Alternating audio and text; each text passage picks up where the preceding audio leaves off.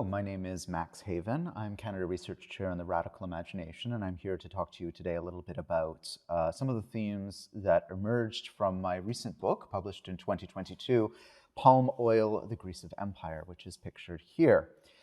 I wrote this book because, not because I'm a historian of palm oil or even someone who studies the environment very much. I'm a cultural theorist and a critical social scholar.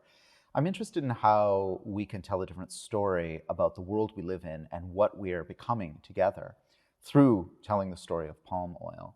Palm oil, as this presentation will reveal, is in at least 50% of the supermarket products that we buy every day. It's something that we engage with multiple times a day, although many of us don't know it. And my hunch is that by looking at palm oil carefully, we can not only understand a little bit more about the world of which we're a part, we can also understand something very important about the histories of capitalism and colonialism that not only have shaped the world that we inherit, but also shape all of our lives in various ways as well. So briefly, the thing that we speak about as palm oil, it comes from the fruit of the oil palm, a specific type of oil palm which has been cultivated for many millennia in West Africa. But in the age of empire, when European traders were plying the globe and creating a network of trade to enrich themselves and European elites, the oil palm was exported around the world, especially to Southeast Asia, which today is the largest producer. Malaysia and Indonesia together produce somewhere between 70 to 80% of the world's palm oil today, but also to Latin America, to other countries in West Africa, and elsewhere around the globe. And that expansion of palm oil and its integration into global capitalist circuits of trade has had terrifying and terrible environmental and humanitarian consequences, some of which you might have heard of from recent campaigns by large environmental NGOs like Amnesty International, Greenpeace, and others. Pictured here, you can see a worker in a plantation in West Africa picking up the large bundles, which can weigh between 5 to 15 kilos, that grow on the oil palm. These bundles are then harvested, allowed to ferment, and then the kernels, which you see, are crushed to express the oil, which is then refined at refineries. This has been taking place in West Africa, as I mentioned, for centuries and centuries. And palm oil, red virgin palm oil, is really central to many West African cultures, both as a foodstuff, but also as an oil for applying to the skin, as a carrier for medicines. It's very important culturally and spiritually. But the type of palm oil that we're going to be speaking about today has very little to do with the red virgin palm oil that's so beloved of those civilizations. Rather, the kind of palm oil we're going to be speaking about is highly refined, bleached, and deodorized palm oil that comes largely in different mass-produced quantities from refineries. And most of that palm oil is grown from oil palms that are planted on plantations, often in areas that have been raised or clear-cut to make way for this form of profitable extraction. So as I mentioned, we all engage with palm oil many times each day. You can see from these two graphs all of the vast diversity of products that you might find palm oil in, from shampoos and conditioners to toothpastes to pet foods and personal care products. Many of the basic foodstuffs that we engage with every day, including oatmeal, breakfast bars, donuts, contain palm oil, cleaning products, cosmetics, fast foods and convenience foods, prepackaged foods. Palm oil is often used as a preservative, or elements of it are used in preservatives and other foods. It's often used as a kind of cheap source of oil for restaurant products, for snacks and desserts. It's in laundry detergent, in household cleaning products, and it's also an additive in many other things, including inks and dyes and paints. So quite literally, palm oil is all around us. It's also used in a lot of industrial manufacturing processes that allow us to receive the kinds of electronics that we use or the textiles that we wear. So quite literally, our world is made up of palm oil that we engage with every day. And in a certain way, we are all made of palm oil too, if you consider it, in the sense that we eat it every day practically. We use it to reproduce our bodies. We metabolize it into energy. So what does it mean to think about palm oil, given that we are palm oil, if we are what we eat, so to speak? Well, that's the kind of question that I'm trying to answer in this book. As I mentioned, there's a world of difference between the types of uses of palm oil that are traditional in West Africa and the kinds of palm oil that we all encounter. On the left, you see a community that is harvesting and refining palm kernels for traditional artisanal production in Ghana. On the right, you see a diagram of the palm oil supply chain and how many steps the plant goes through before it reaches us in, a cookie in this case of this diagram.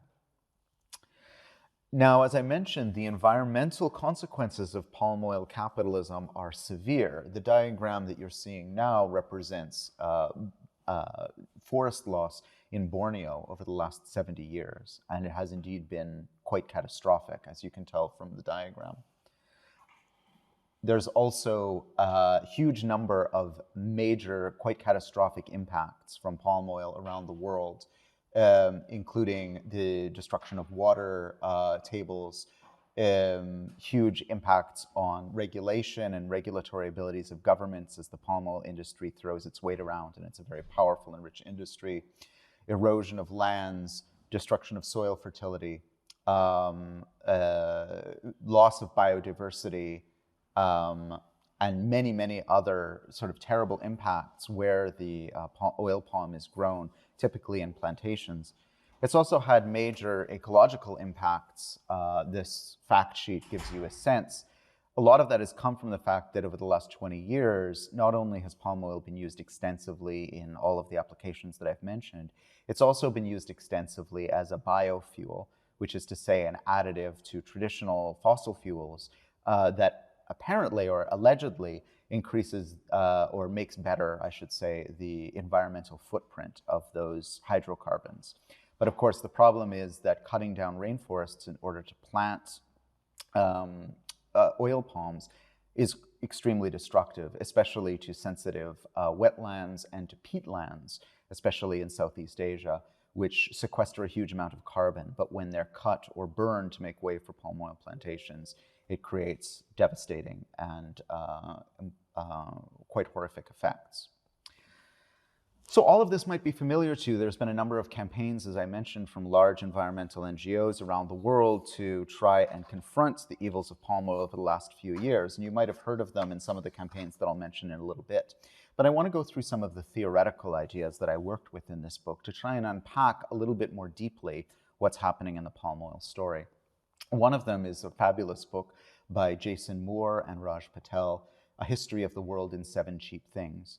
And this is a book by a food historian and a political economist interested in capitalism and nature, who work together to try and understand the way that the system we call capitalism is fundamentally built on the cheapening of a number of things in our world.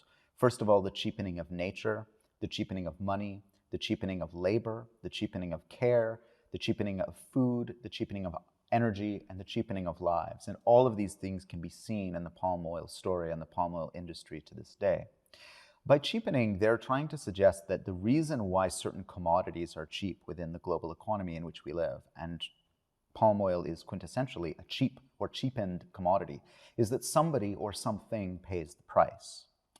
So we can have cheap palm oil in our food, in our cosmetics, in our detergents and cleaning products because someone, usually on the other side of the earth, is working extremely exploitative hours under horrific conditions, or because a corporation that is extracting palm oil, clearing land to create plantations, is able to do so without environmental costs or consequences.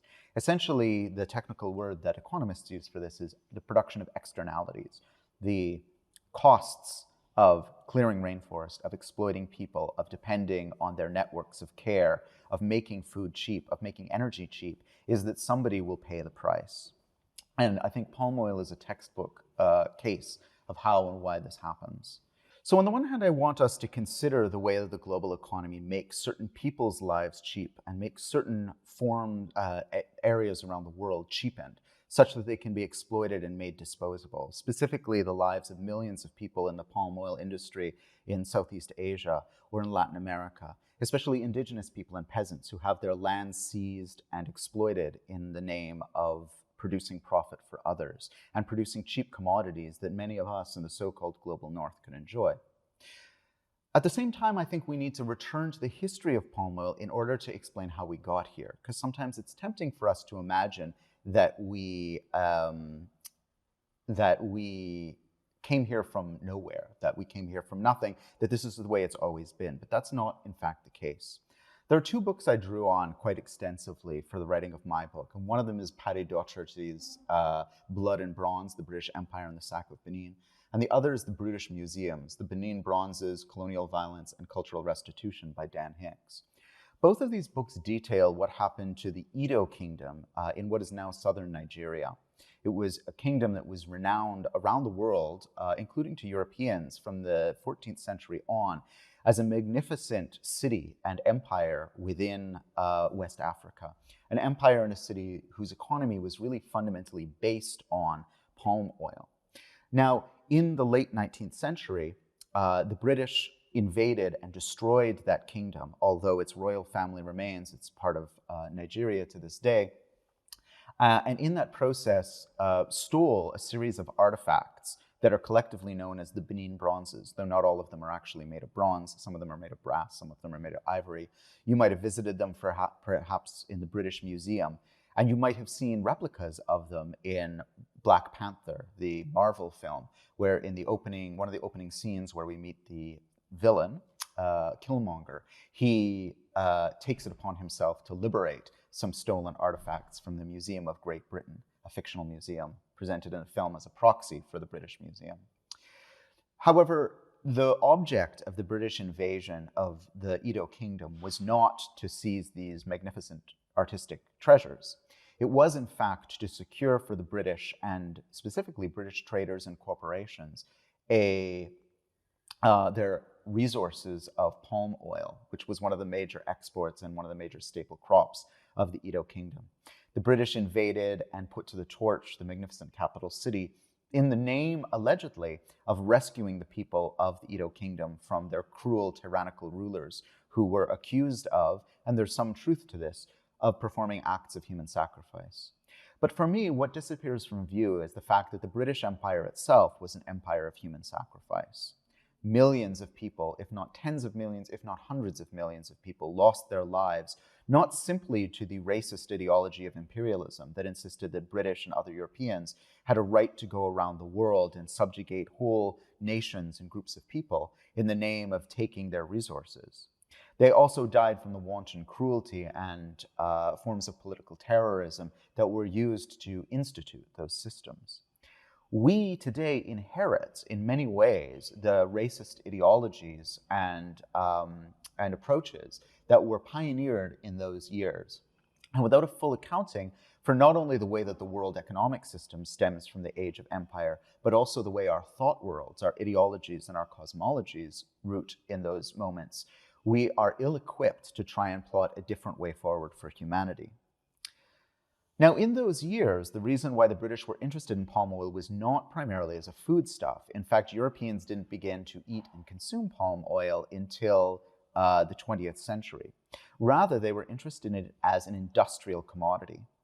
As the slave trade was abolished gradually in the first part of the 19th century, Liverpool merchants began searching for another commodity to replace human flesh. And they found in West Africa palm oil as a very lucrative business because, of course, in Europe at the time, and especially in England, the Industrial Revolution was proceeding. And the Industrial Revolution, of course, was characterized by large iron and steel machines that required a great deal of lubrication. So palm oil from exploited African labor on plantations that Europeans were increasingly establishing further and further inland in the 19th century became a key commodity for literally greasing the wheels of the Industrial Revolution. So we can imagine that, just as today, so many of the things in our supermarkets have been touched by or touch palm oil, so too in the 19th century did all of those products of British industry in some way, shape, or form depend on palm oil for lubrication. It also lubricated railways and steam engines, which allowed for the much more rapid transit of commodities. But it also was central to the production of a new form of consumer commodity, and really the birth of consumerism. Anne McClintock, in her fabulous book, Imperial Leather, details the way that a new consumer class in Europe was fabricated through what she calls commodity racism. What you're seeing here are two images of advertisements from the 19th century. The one on the left is from Price's Candles, which is still a brand that you can buy today. On the right, Pear's Soap. Both soap and candles were manufactured increasingly cheaply and sold to the working classes and middle classes of Europe as the products of imported palm oil. In the left-hand side, you can see that what is suggested in the image is that an enslaved African who is being has his hands bound by a slave trader is in fact being rescued by a candle manufacturer. The candle is in fact burning the cord that connects the rope that is enslaving the worker. And the candle maker is offering the African the Phrygian cap of liberty. On the right, you see another racist depiction of a so-called savage, a so-called, an indigenous person somewhere in the world, insisting that not only is soap a means to clean yourself, but it also is the means to beget civilization itself as well. So ultimately, part of the palm oil story is the story of how people came to be consumers and how European working classes were sold on the idea that they could join in the benefits of empire by purchasing products made from its fruits, including palm oil. But palm oil had many other applications too throughout the 19th and early 20th century. One of them was that it was a major source for glycerin, and glycerin, when combined with nitric acid, produces famously dynamite. Dynamite developed by Alfred Nobel in his factory near Hamburg. Dynamite, of course, would become a major element in the weapons of war in the late 19th and early 20th century, with devastating effects throughout Europe, especially when combined with aerial power and aerial bombardment. But more than just the effects of dynamite in war, it also was used to open up new territories, to blast through rock faces to build railways, to dig deeper in the earth for minerals, and to expand capitalist extraction around the world. So here we have an image of indentured coolie Chinese laborers and other racialized laborers blasting through the rock face to build the railway that would open up the Pacific in the United States, with incredible, devastating consequences as thousands upon thousands of workers were sacrificed to these munitions under incredibly unsafe working conditions. Again, people whose lives had been cheapened by the structures of racial capitalism at the time in order to facilitate profit for increasingly a very small handful of investors, often who would never meet the people whose lives were sacrificed on the altar of their benefit. Another transformation of palm oil was its transmutation into napalm, a quintessential weapon of 20th century counterinsurgency. Now, counterinsurgency is a euphemism for the ways in which imperial powers would destroy communities and landscapes to secure the profitability of corporations. Perhaps the most famous or infamous deployment of napalm was in the Vietnam War, where the American government sought to prevent the communist revolution within that country from spreading by creating a situation of heinous massacres, and not only the destruction of human life, but also the destruction of other forms of life as well, what was characterized then and still characterized today as ecocide. And napalm, whose name bears the trace of its origin in palm oil, was used as a means to participate in a kind of militarized deforestation.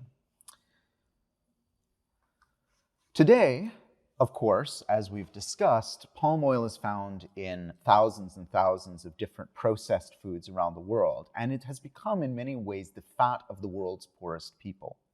Today, in India and China, which are the world's largest importers of palm oil, much of it goes into processed food stuff, like, for instance, ramen noodles, but a lot of it is also simply sold as cooking oil.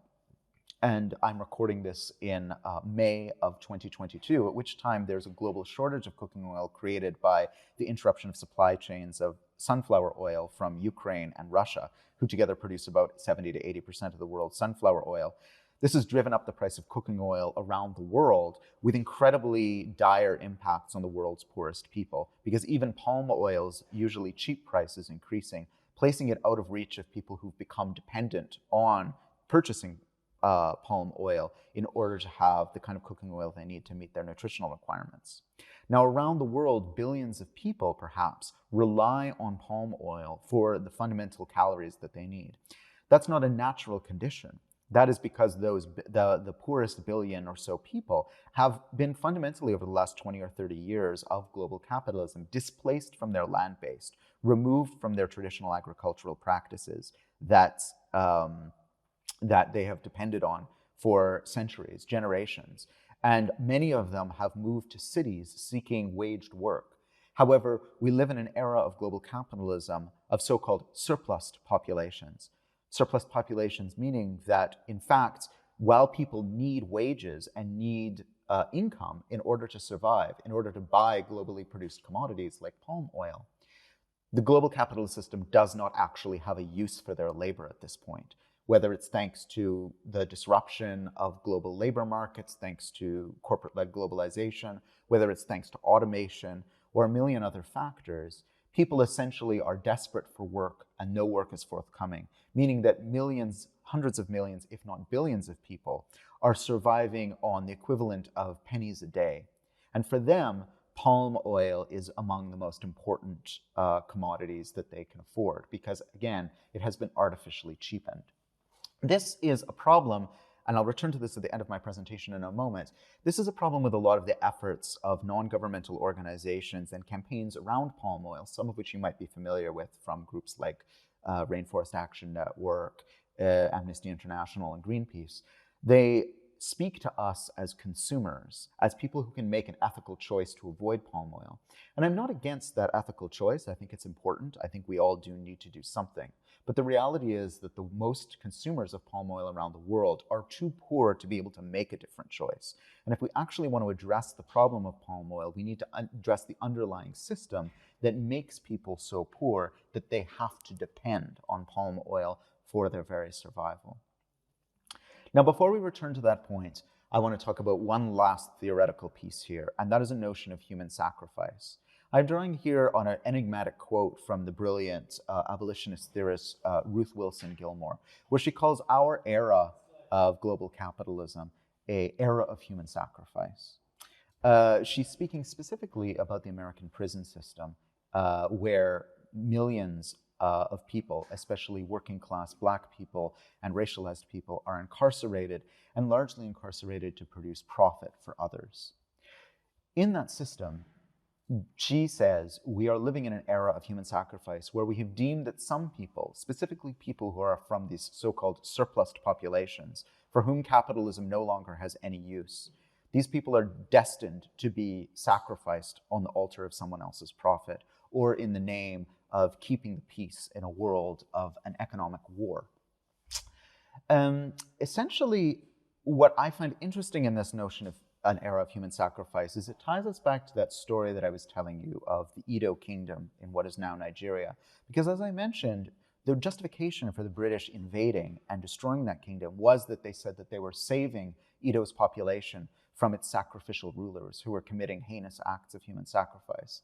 And as I mentioned before, what happened in accusing Edo's rulers of human sacrifice, which wasn't completely incorrect, was that the sacrificial nature of the British Empire was made invisible. It was made normal. It was made just part of life. It was made to appear as necessity. And my argument in my book is that something very similar is happening with palm oil today. If you speak to the defenders of the palm oil industry, and they are many and they're well-funded and they are extremely aggressive in defending their industry, they will say that in fact the sacrifice of whole territories and whole groups of people, whole indigenous nations, in Southeast Asia, in Latin America, in West Africa, is the will of the market. Capitalism is inevitably good and beneficial for everyone, as long as we allow the market to do its magic, adjudicated by the laws of supply and demand. And so in the name of that beneficial and providential free market, sacrifices can be justified and legitimated. It is, in a sense, a market cosmology, a kind of religion that justifies incredible cruelty. And I want to draw a parallel between the way that discourses of human sacrifice make some sacrifices hyper-visible and some sacrifices invisible, in the same way that we saw in the case of the Edo Kingdom's hypervisibility and the British Empire's invisibility of human sacrifice. So we see today as well. The sacrifice that we are all insisting upon through our constant engagement with palm oil, that certain territories around the world and certain populations will be put on the altar of global capitalism in the name of cheapened commodities. That's something that we need to account for. And we need to account for it not only in the sense of we need to be aware of this, we also need to question the fundamental bedrock of our society that makes this possible. What are the understandings and ideologies? And more than that, what are the systems and structures? And what is the history that makes this kind of world of human sacrifices possible, where the bottom billion, the poorest billion people around the world, can be essentially left to die by our global economic system? There's fundamental questions and fundamental soul searching that needs to be done.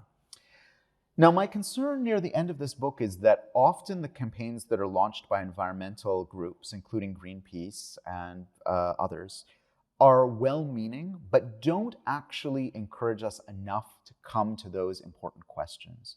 This is a now famous animation created by Greenpeace, which is quite brilliant and very important, called Rangtan. It was released in 2018. It's the story, it's made for children, and it's a story of a baby orangutan who is dispossessed of its home in the Southeast Asian rainforest, and then it kind of magically appears in the bedroom of a small girl in Britain. It was released to great fanfare, it was quite influential, and it encouraged people to sign a petition and participate in boycotts of leading companies that use palm oil, including Unilever, which actually got its start as a soap company drawing on highly exploited African labor in West Africa in the 19th century as part of the processes that I mentioned.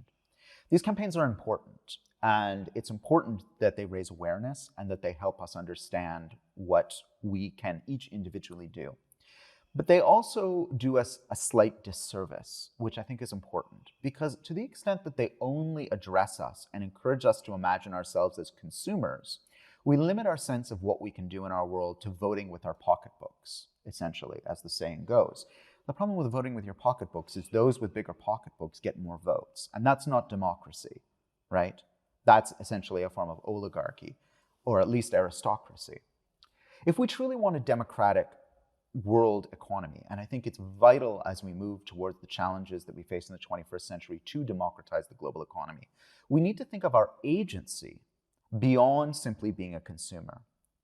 To do that, I think we can look to things like the just transition in the palm oil industry plan that was put out late last year by a group of NGO workers and scholars and journalists who really did a lot of deep engagement with palm oil affected communities to think through what it would take to empower those communities to transition the palm oil industry away from the kind of mass production of a cheapened commodity and towards something that is ecologically sustainable and fulfilling for human life. There's a number of really interesting proposals in that. It centers Indigenous knowledge and Indigenous ways of engaging with the earth. It suggests that those who work in the industry and are affected by palm oil are best equipped to figure out solutions. It suggests that, in fact, we should be listening to what scientists have been saying for generations about palm oil, which is that the industrial production of this commodity for global markets is completely unsustainable and destructive. And it suggests that if we really center the perspectives and the experiences of those who are affected by palm oil, we can actually develop a plan to transition that industry towards one that, yes, does export some palm oil to global markets to meet global demand, but also really centers the needs of the people in those communities rather than the corporations who intend to profit by them. The other important thing about this just transition plan is it makes a strong demand on those of us in the global north, which is to say in countries that don't grow palm oil, but instead import it in the form of the commodities we use every day. If we wish to really have a just transition towards an ecologically balanced and harmonious future that is non-exploitative, then we need to fundamentally change the way we live our lives. We can no longer simply be endless, reckless consumers who assume that all of our needs in life should be met by buying things at the grocery store and using the products of other people's labor and the cheapening of their work, their time, their ecologies. Rather, we need to come into new forms of communion and cooperation with one another around the world in our localities and develop new forms of global trade that are actually ecologically sustainable and also fundamentally humanitarian, in the sense that they recognize that every human is fundamentally equal and has a fundamental right to peace, abundance, and a sustainable world. But that's going to require something that goes much farther than simply boycotting certain products or making different consumer choices. That requires that we fundamentally change the way that we cooperate as a species. And that's the challenge that I see within the story of palm oil, but it's also the hope I see within the story of palm oil. When you buy something made of palm oil at a grocery store, you are participating, I am participating, in a global network of trade, in a global network of cooperation that sees thousands, if not millions, of human hands at work, putting something into the world. If we have that kind of collective creative power to create our world, to transform something like the oil palm into something like a processed sandwich or a cleaning product, we need to recognize that we have incredible powers to transform the world. And if we can turn those away from the production of profit and towards the production of life and livelihood for all people, I think we have a good chance of making the transition we need to in the years to come.